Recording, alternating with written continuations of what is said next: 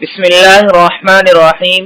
صرف 5 منٹ کا مدرسہ قرآن و حدیث کی روشنی 265واں دن 25 رمضان المبارک۔ نمبر 1، اسلامی تاریخ۔ غزوہ بدر میں مسلمانوں کی فتح۔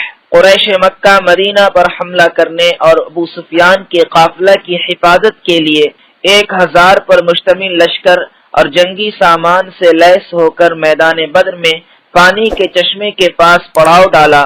دوسری طرف حضور صلی اللہ علیہ وسلم 17 رمضان مبارک سن 2 ہجری میں صحابہ کرام کو لے کر میدان بدر پہنچ گئے۔ مسلمانوں کی تعداد 313 یا کچھ زائد تھی۔ ان کے پاس صرف 17 اونٹ، 2 گھوڑے اور 8 تلواریں تھیں، مگر مسلمان اپنی تعداد کی کمی اور بے سر و سامانی کے باوجود شہادت کے شوق میں بہادری کے جوہر دکھانے کے لیے بےتاب تھے۔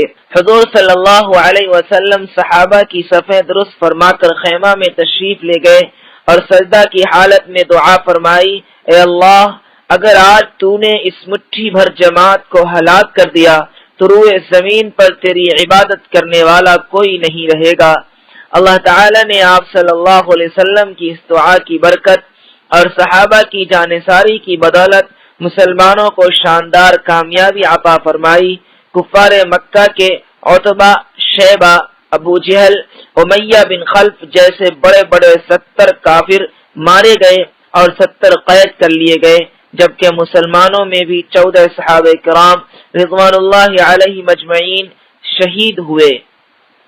نمبر 2، اللہ کی قدرت۔ ایک عجیب پرندہ بئی نامی ایک چھوٹا سا پرندہ ہے جو اونچے اونچے درختوں پر اپنا گھونسلہ بناتا ہے۔ اس کا گھونسلہ سراحی کی طرح ہر طرف سے بند ہوتا ہے، صرف ایک طرف سے جانے کا راستہ ہوتا ہے۔ اس میں بارش کا ایک قطرہ پانی بھی نہیں جا سکتا۔ اس گھونسلے میں اپنی ساری ضرورتیں پوری کرنے کا الگ الگ انتظام کرتا ہے، یہاں تک کہ روشنی کا انتظام اس طرح کرتا ہے۔ ہر دن ایک جگنو پکڑ کر لاتا ہے، اس کو گھونسلے میں پھنسا دیتا ہے اور وہ جگنو رات بھر روشنی دیتا رہتا ہے۔ غور کیجئے کہ وہ کون ہے جس نے ایک چھوٹے سے پرندے کو انسانوں کی طرح ایسے ہنر و فن عطا کیے۔ یہ سب اللہ کی قدرت کا نمونہ ہے۔ نمبر 3، ایک فرض کے بارے میں، حج کی فرضیت۔ رسول اللہ صلی اللہ علیہ وسلم نے فرمایا، اے لوگو، تم پر حج فرض کر دیا گیا ہے، لہذا اس کو ادا کرنے کی فکر کرو۔ فائدہ، جو کوئی اپنے گھر کے نان و نفقہ کے علاوہ حج کرنے پر قدرت رکھتا ہو تو ایسے شخص پر حج کرنا فرض ہے۔ نمبر 4، ایک سنت کے بارے میں، عیدگاہ ایک راستہ سے جانا، دوسرے سے آنا۔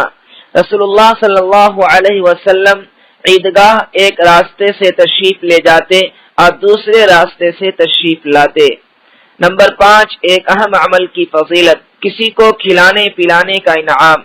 رسول اللہ صلی اللہ علیہ وسلم نے فرمایا، جو شخص اپنے مسلمان بھائی کو کھانا کھلائے، حتیٰ کہ اس کو سیر کرا دے اور اس کو پانی پلائے، یہاں تک کہ اس کی پیاس بجھا دے، تو اللہ تعالیٰ اس کو جہنم سے 7 خندقیں دور کر دیں گے، جن میں سے ہر 2 خندقوں کے درمیان 500 سال کی دوری ہوگی۔ نمبر 6، ایک گناہ کے بارے میں، مال جمع کرنے کا وبال۔ رسول اللہ صلی اللہ علیہ وسلم نے فرمایا، جو شخص اپنے پیچھے خزانہ چھوڑ جائے تو وہ خزانہ ایک گنجا 2 نقطہ والا سانپ بن کر قیامت کے دن اس شخص کے پیچھے لگ جائے گا۔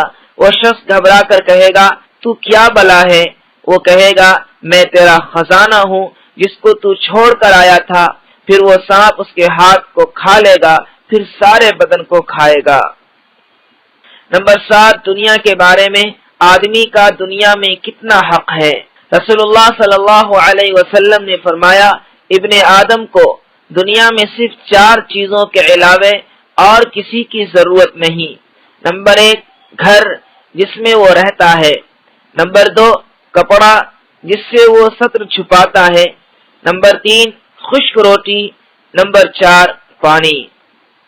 نمبر 8، آخرت کے بارے میں، اہل جہنم پر دردناک عذاب۔ قرآن میں اللہ تعالیٰ فرماتا ہے، بے شک زقوم کا درخت بڑے مجرم کا کھانا ہوگا، وہ تیل کی تلچھٹ جیسا ہوگا، وہ پیٹ میں تیز گرم پانی کی طرح کھولتا ہوگا۔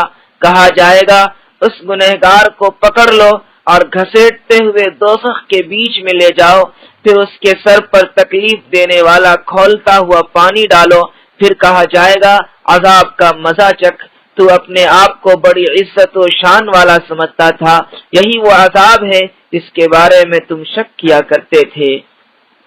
نمبر 9، قرآن سے علاج، سورہ فاتحہ سے علاج۔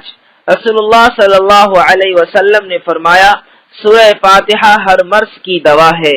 فائدہ، علامہ ابن قیم رحمۃ اللہ علیہ فرماتے ہیں اگر جسم میں کہیں درد ہو تو درد کی جگہ ہاتھ رکھ کر 7 مرتبہ سورہ فاتحہ پڑھے، انشاءاللہ آرام ملے گا۔ نمبر 10، قرآن کی نصیحت۔